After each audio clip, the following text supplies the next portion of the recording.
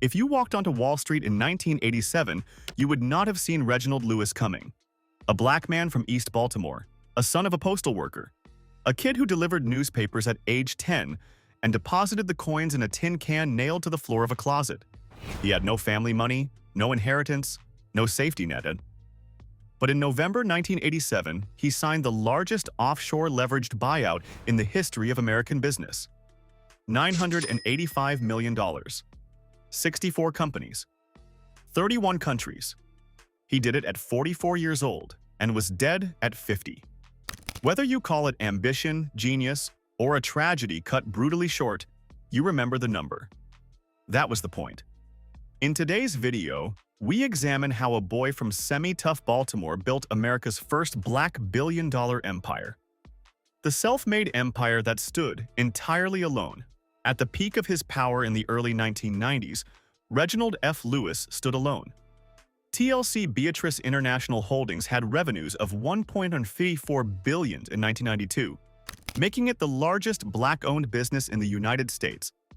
By a distance no competitor came close to matching. Forbes listed Lewis among the 400 richest Americans in 1993 with a net worth of approximately $400 million. He owned a $11.6 million apartment in Manhattan and a $3 million residence in Paris. He had donated $3 million to Harvard Law School, the largest individual gift in the institution's 175-year history at the time. Harvard renamed its International Law Center after him. It was the first major facility at Harvard named in honor of an African American. The dynasty and the psychological cost of building it from nothing receives extended treatment in our free Substack newsletter, where stories too layered for a single episode reveal what ambition without a blueprint actually costs across a lifetime. The Reginald Lewis story belongs in that company. The cumulative record. Lewis delivered newspapers at age 10, building a route from 10 customers to over 100 before selling it at a profit. He attended Virginia State University on a football scholarship in 1961. He talked his way into Harvard Law School in 1965 without having formally applied. He graduated in 1968. He co-founded Wall Street's first black law firm in 1970. He formed TLC Group in 1983. He bought McCall Pattern Company for $22.5 million in 1984 and sold it 3 years later for $90 million, a 90-to-1 return on his personal equity. He bought Beatrice International Foods for $985 million in 1987. He was diagnosed with brain cancer in November 1992. He died on January 19, 1993. He was 50 years old. The company he built survived him. The question of what else he might have done did not. To understand the man who broke the rules, you have to go back to the moment his world first splintered. The Lewis story begins with a fracture in wartime Baltimore. The East Baltimore Foundation. Reginald Francis. Lewis was born on December 7, 1942, in East Baltimore, Maryland. His mother, Carolyn, worked for the Postal Service. His father, Clinton Lewis, was a small business owner. His parents separated when Reginald was 5 and divorced 4 years later. His mother later remarried a man named Gene S. Fugett, a school teacher, and the family settled into a working-class neighborhood that Lewis once described as semi-tough. His grandmother shaped him more than any school. She taught him the importance of saving before he understood what savings meant. She cut strips from the bottom of a tin can, nailed it to the floor of a closet, and used it to protect his coins from himself. The lesson was held. Lewis went to work at age 10, setting up a delivery route for the Afro-American newspaper. He started with 10 customers. Within 2 years, he had over 100. He later sold the route at a profit. He did not own the route. He sold it anyway. At Dunbar High School in Baltimore, Lewis read the stock pages daily. While most teenagers were not thinking about markets, he was. He bought a 9-year-old cream-colored English convertible with money saved from a string of part-time jobs, making him one of the few students on campus who owned a car. He wore tweed jackets and thin British neckties. He told a close friend as a teenager that what he wanted was to become the richest black man in America. He said this without irony. In 1961, He entered Virginia State University, the country's oldest publicly funded black university, on a football scholarship. He quit the team after his first year following an injury and redirected himself entirely toward economics. He worked as a photographer's sales assistant. He worked as a country club waiter. He worked as a night manager of a bowling alley. He graduated in 1965. What happened next is the part that defines him. In 1965, the Rockefeller Foundation funded a summer program at Harvard Law School to introduce a select group of black students to legal studies. Lewis applied. The program was designed for juniors. Lewis was a senior. His grades at Virginia State were good but not exceptional. The program's administrators stated explicitly that participation did not qualify students for admission to Harvard Law. Lewis attended the program anyway and made such an impression on the faculty that he was admitted to Harvard Law School before he had formally submitted an application. It was a singular moment in the school's then 148-year history. Lewis had manufactured an outcome the rules said was not available to him. He graduated from Harvard Law in 1968. He joined the prestigious Manhattan firm Paul, Weiss, Rifkind, Wharton, and Garrison, where he worked in the corporate law department on securities filings, joint venture agreements, mergers, and venture capital transactions. He stayed 2 years. The big firm structure confined him. He left in 1970 to co-found his own practice, Wallace, Murphy, Thorpe & Lewis, which became the first all-African-American law firm on Wall Street. He was 27 years old. The law firm gave him the network, the transaction experience, and the credibility that would allow him to cross to the other side of the negotiating table when the right target appeared. But knowledge and clients were only the beginning. What Lewis actually wanted was the deal itself. The deal maker who stood alone. The law firm gave Lewis knowledge and clients, but not satisfaction. He was not content advising others on deals he could see himself making. By the early 1980s, he had spent years as a lawyer working with minority enterprise small business investment companies, known as MESBICs, government-backed venture capital vehicles that channeled investment into minority-owned businesses. Lewis became one of the country's leading legal experts in structuring these transactions. He negotiated more than $100 million in MESBIC deals between 1973 and 1984. He was learning from the inside how money moved. He was building the wiring for what came next. In 1975, he tried to acquire Parks Sausage, a black-owned firm in Baltimore. The deal failed. In 1977, he pursued a furniture manufacturer in Vernon, California. 18 months of negotiations collapsed at the last minute. In 1982, he purchased a radio station in the U.S. Virgin Islands. He sold it at a loss in 1986.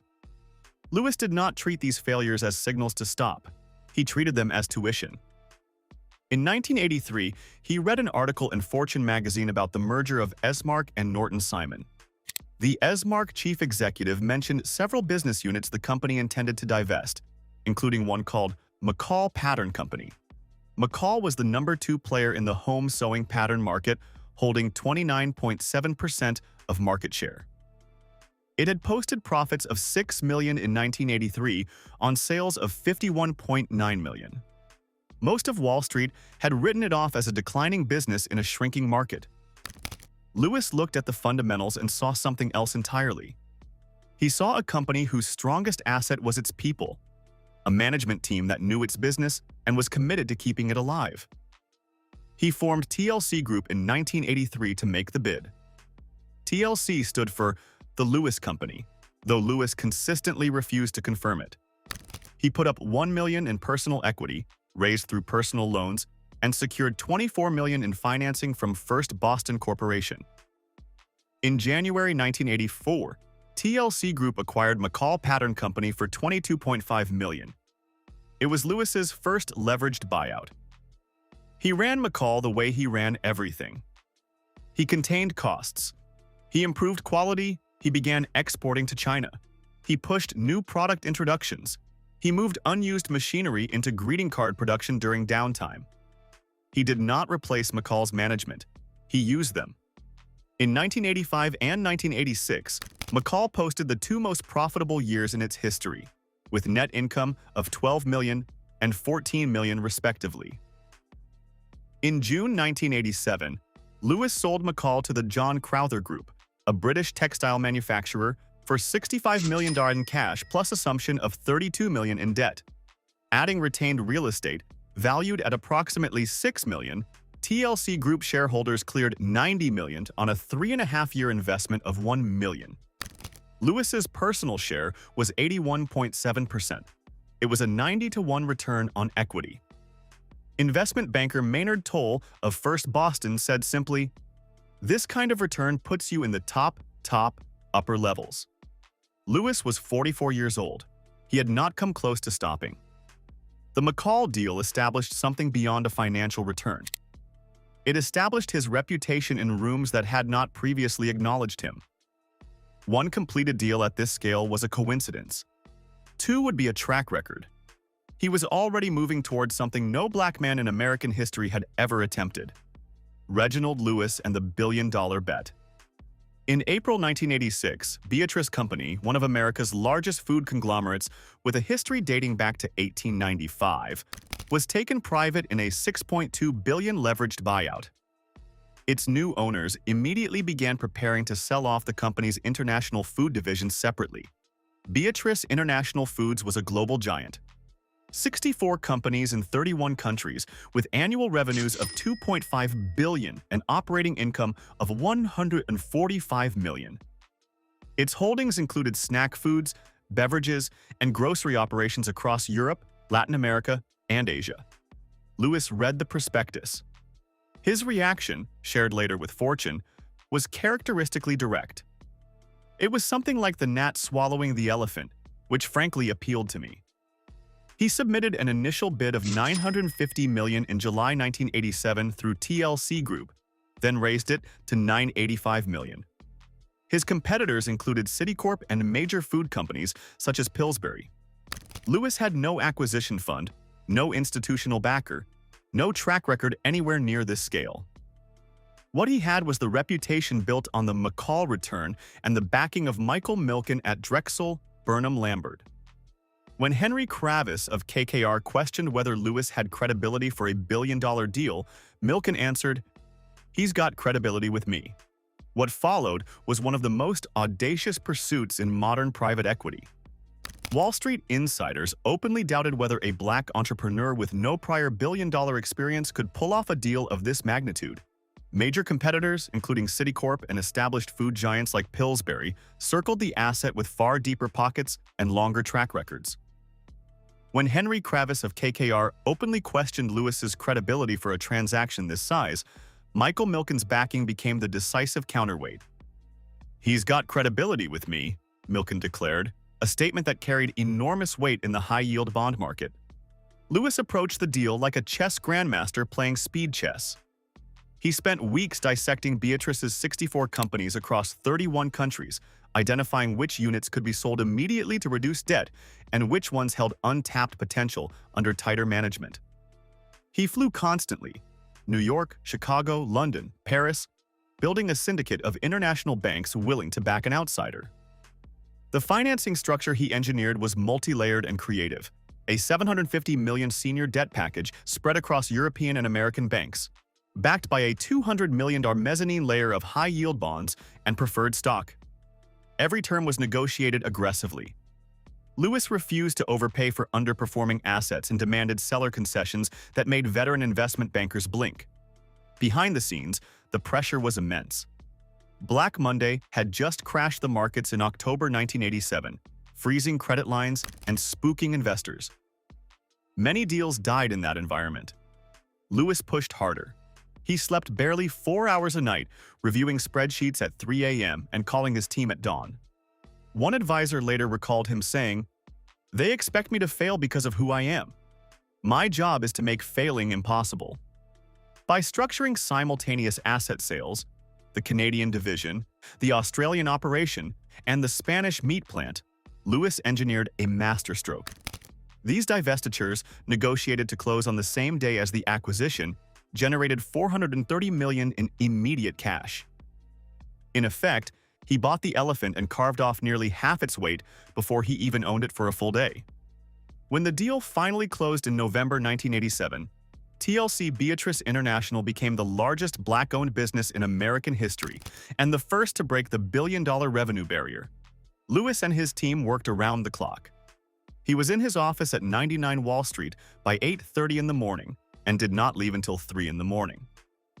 On weekends, he arrived at 9 and left at 11 at night. The deal closed in November 1987, weeks after Black Monday had shaken the financial markets and tightened every credit line on the street. The financing structure Lewis assembled was layered, a $750 million senior debt facility syndicated across international banks, supported by a $200 million mezzanine layer of high-yield bonds and preferred stock. To reduce the debt burden immediately, Lewis negotiated simultaneous asset sales at closing. Beatrice's Canadian division sold to Onyx Corporation for $235 million. The Australian unit sold to Cadbury Schweppes for $105 million. A Spanish meatpacking facility was sold separately. Together, the asset sales at closing brought in $430 million, slashing the debt load before he had managed the business for a single day. When TLC Beatrice International reported revenues of $1.8 billion in 1987, it became the first Black-owned company in history to generate more than $1 billion in annual sales. Lewis moved his family to Paris to manage the company from its European center. He worked the same way he had always worked, by going straight at the problem. He slashed operating costs across the company's 64 subsidiaries, delegated authority to local managers in each market, and retained central oversight on cash flow and key decisions. By 1992, TLC Beatrice had revenues of $1.54 billion. At its peak in 1996, 3 years after his death, the company posted revenues of $2.2 billion and appeared at number 512 on Fortune magazine's list of the 1,000 largest companies in the United States. The money was the evidence, but the man who made it was not easy to be around when he was making it. The man behind the deals. Reginald Lewis was not an easy man to work for. His colleagues described him as demanding, brash, and relentless. He slept 4 to 5 hours a night. He called associates at 6 in the morning to address problems. In negotiations, he treated opposing counsel with composure and directed his full intensity at his own team. His law partner, Charles Clarkson, said, "Everybody was afraid of Reg, and it got worse. He would treat the opposition with kid gloves, and he would scream at everybody else on his side of the table. It was warfare all the time with Reg." He was also a man who refused to be defined by his race, even as his race defined every barrier he encountered. He was rejected by white Catholic high schools in Baltimore in 1954 because of the color of his skin. He was told he could not live on Fifth Avenue in Manhattan because Black people were not permitted in those buildings in the 1980s. He was the first Black American to attempt to list a company on the New York Stock Exchange, an effort that failed in 1989 when TLC Beatrice's planned initial public offering was abandoned under intense scrutiny. He addressed criticism that the IPO would have enriched him excessively with a line that passed into Wall Street lore: "One man's greed is another man's incentive." He resisted being called an African-American success story, not because the description was inaccurate, but because he believed it reduced him. When asked about it by the New York Times in 1992, he said, "Unfortunately, when we label people, it tends to circumscribe and define them in ways that cut away from their accomplishments. I decided that particularly in my business career, I would do everything I could to avoid that happening." He took issue with being called the Jackie Robinson of deal-making for the same reason. He had not broken a barrier so that others could follow into a contained space. He had taken the entire deal-making arena and declared it available to him. His philanthropy was deliberate and unsentimental. In 1987, the year of the Beatrice buyout, he established the Reginald F. Lewis Foundation, which donated approximately $10 million to nonprofit organizations during his lifetime. He gave $1 million to Howard University, an institution he had never attended. The federal government matched the grant, making the total gift $2 million. In 1992, he gave $3 million to Harvard Law School, the largest single donation in the school's history at that point. Harvard renamed its International Law Center in his honor. It was the first major facility at Harvard named after an African American, and Lewis knew it would outlast him. He made the gift in 1992. He was diagnosed with brain cancer in November of the same year. He died on January 19, 1993. He was 50 years old. The cause was a cerebral hemorrhage secondary to brain cancer. He had been diagnosed fewer than 2 months before his death. Only a week before he died, he had established a formal succession plan, appointing his half-brother Gene S. Fugit Jr., a lawyer and former National Football League player, to lead TLC Beatrice's day-to-day operations. He was thinking about the company's continuity even as he was losing consciousness. What Reginald Lewis left behind? Lewis had a will. It designated 10% of his estate to the Reginald F. Lewis Foundation. The bulk of his wealth was tied up in TLC Beatrice, which meant the foundation did not receive its funds until the company was eventually sold and his estate was settled. After the customary year of mourning observed in Filipino culture, his widow, Loida Nicholas Lewis, took over as chairman and chief executive of TLC Beatrice in February 1994. She was an immigration lawyer. She had never run a company. She had been her husband's informal advisor throughout his career, but nothing in her professional history had prepared her to take operational control of a multinational food conglomerate with operations across 31 countries and a debt load of $271 million. Her first move was to sell the company jet and the limousines. She estimated the savings at $3 million per year. She moved her office from the top-floor luxury suite in Manhattan to a smaller, more functional space. She reduced corporate staff by 50%. She kept the people she needed, the tax expert, the chief operating officer, her legal counsel. She eliminated everything else. The turnaround was methodical. By 1995, Working Woman magazine put Loida Lewis on its cover as the top businesswoman in America, with TLC Beatrice approaching $2 billion in revenues under her leadership. Between 1997 and 2000, she liquidated the company's assets in an organized wind-down, as she later said her husband would have wanted. When the process was complete, the company was debt-free and valued at over $1 billion. The foundation received its funds in 2002 after the estate was settled. The name Reginald Lewis now carries a weight in American business that his own lifetime only began to establish. The Reginald F. Lewis Museum of Maryland. African American History and Culture opened in Baltimore in 2005. With a $5 million grant from his foundation. At 82,000 square feet, it is the largest museum of its kind on the East Coast. The Reginald F. Lewis International Law Center at Harvard remains the first major facility at Harvard named in honor of an African American. The Reginald F. Lewis College of Business at Virginia State University, his alma mater, carries his name on the campus where he arrived on a football scholarship and left for Harvard. His daughter Christina Lewis founded All-Star Code in 2013, a nonprofit dedicated to young men of color entering the technology industry. His daughter Leslie Lewis attended Harvard College, where she was a student at the time of her father's death. In 2025, a new memoir titled From Manila to Wall Street was published, written by Lewis's longtime public relations strategist Butch Mealy. The book provided fresh detail on Lewis's deal-making methods and the racial barriers he encountered and dismantled along the way. It offered a view of a man whose ambitions were not bounded by what the era said was available to him. The number Lewis produced on the McCall deal, a 90-to-1 return on a $1 million investment, remains one of the most remarkable single transactions in the history of American private equity.